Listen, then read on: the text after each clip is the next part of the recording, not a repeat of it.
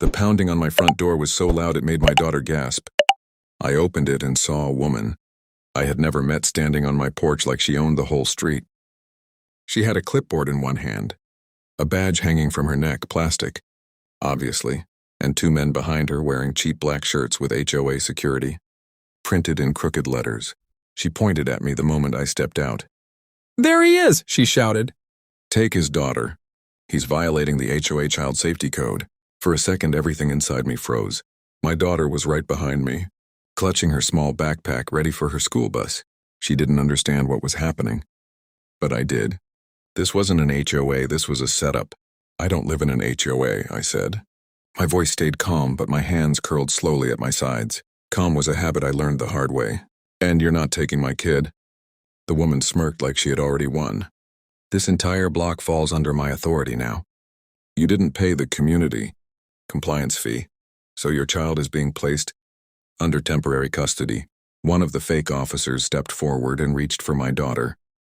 That was the moment the air changed. My daughter backed up, whispering, "Daddy, why are they saying that?"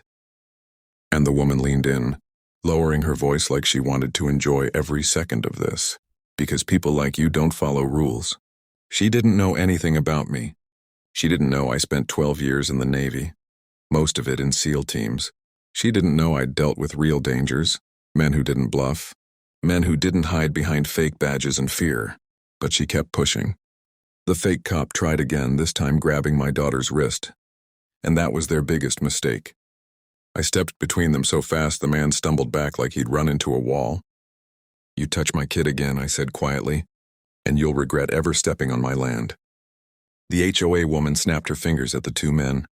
"Arrest him. He's threatening officers." "Officers, right?" They moved toward me with cheap zip ties like they expected me to panic. But something else hit me instead, a memory sharp and painful. My wife. Her last words before deployment. "Protect our daughter, no matter what." I wasn't about to break that promise. The men were inches away when the twist they never saw coming happened. My phone buzzed in my pocket. A motion alert. My security system, military grade, installed by my team, had picked up their faces the moment they stepped onto my property. Every move they made had already been recorded and uploaded. And the best part? It had also sent the footage directly to the county sheriff. I looked the HOA woman straight in the eyes, and for the first time, I saw fear crack through her fake confidence. "You really chose the wrong house today," I said. And then, before they could react, we all heard the sound of real sirens coming closer, fast. The sirens kept getting louder, and the woman's fake confidence started to crumble. She tried to wave her hands like she was the one who had called them. "Good," she muttered. "The real police are here. They'll deal with you." But her voice shook, and the two fake officers stepped back as if they already knew this wasn't going to end the way she promised them. My daughter slipped her hand into mine, and I felt her shaking. I leaned down and whispered, "I'm right here. They're not taking you anywhere." She nodded, trying to be brave, but her eyes stayed locked on the two men who had just tried to drag her away. Something in me tightened, quiet, controlled, but dangerous. The squad car slid to a stop in front of my driveway, and Sheriff Dalton stepped out. I'd worked with him before on search and rescue drills. But the HOA woman didn't know that. She marched toward him like she ran the whole county. "Sheriff, arrest that man," she demanded. "He's violating multiple HOA regulations. And he attacked my officers." Dalton looked at her, then at the two men, then at me standing calmly with my daughter behind me. His face didn't move, but something cold passed through his eyes. "Your officers?" he asked slowly. "Yes," she said, lifting her chin. "Under HOA Code 14B, I have full authority." Dalton didn't say a word. He walked right past her, straight to me. "Got your footage," he said quietly. "It's bad." I nodded once. I figured. The woman's smile faded. "Footage? What footage?"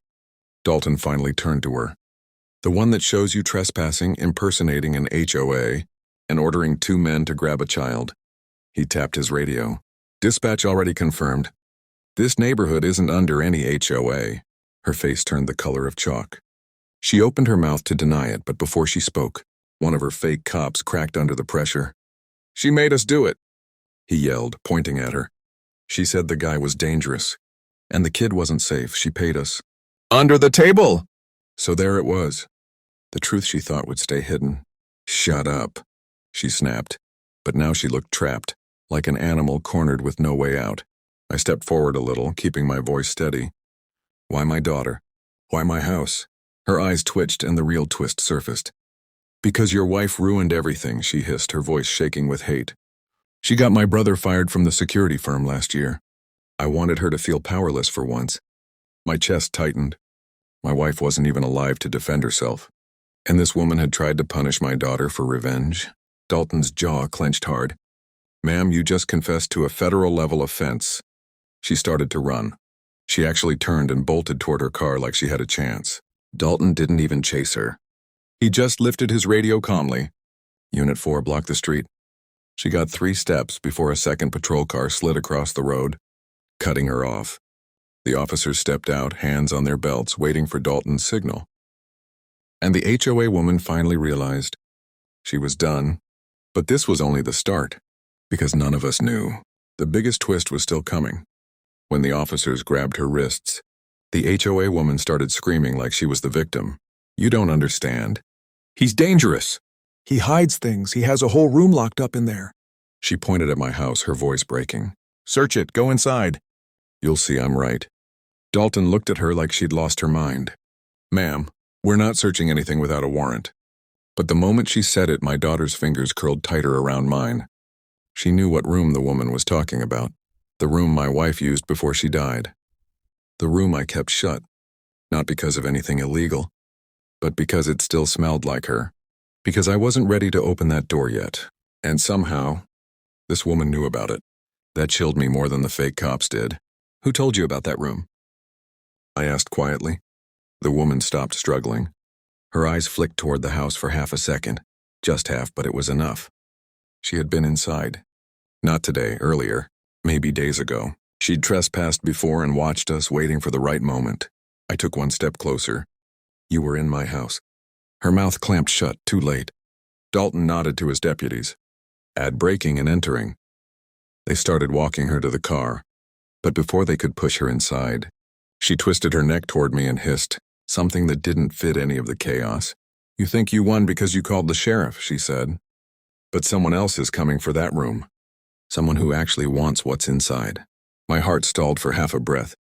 What's inside that room? Dalton asked, watching me. I exhaled slowly.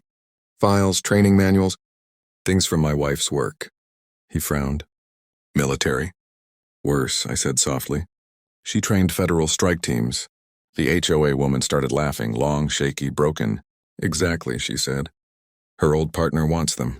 And he's not scared of your cameras. Dalton's face hardened instantly. Name now. But she kept laughing like she'd dropped the final bomb. That's when the patrol car's radio crackled. Sheriff, we've got a black SUV circling the block. No plates. Everyone froze. Dalton turned toward me. We need to get your daughter inside now. Before we could move, the SUV rolled to a stop right in front of my driveway. Windows pitch black. The engine cut, silence. Then the driver's door opened. Slowly. A man stepped out, tall, calm, wearing a suit that didn't match this neighborhood. He didn't look at the cops. Didn't look at the screaming woman. He looked right at me. Daniel Pierce, he said, using my full name like he owned it. We need to talk. Dalton stepped between us. Sir, this is an active crime scene. The man smiled politely. Sheriff, I'm not here for you. Then he raised a small badge. Not plastic, not fake. A real federal badge. My daughter gasped. Dalton's eyebrows shot up. And I felt the world tilt, because the badge was the same kind my wife used to keep in her desk drawer. Your wife left something unfinished, the man said. And now it's coming back. Everything, every threat, every fake officer, every warning suddenly made sense. This wasn't about an HOA. It wasn't even about revenge. It was about something my wife had protected and died protecting, and now they wanted me to finish her job. He stepped closer and lowered his voice. Those files, they weren't meant to be locked away. Your wife trusted you more than anyone. And now we need them. My daughter pressed against my side, scared but holding on. I wrapped an arm around her, steady. What happens if I refuse? I asked. The federal agent looked at the fake HOA woman, still screaming in the back of the patrol car, then at the SUV waiting with the engine off. Then the people she tried to hide those files from, he said, won't stop at your door next time. They'll go after whoever you love. A long silence fell. Then I finally answered, fine, I'll finish what she started. For the first time, the agent looked relieved. Just a little. Good, he said, because you're the only one who can. The HOA woman slammed her head against the window, screaming something I couldn't hear anymore. My daughter held my hand like it was the only solid thing in the world, and as the federal agent turned toward my house, I knew one thing with absolute certainty. This wasn't the end. This was the beginning of a war my wife tried to warn me about, and now I was stepping into it for her.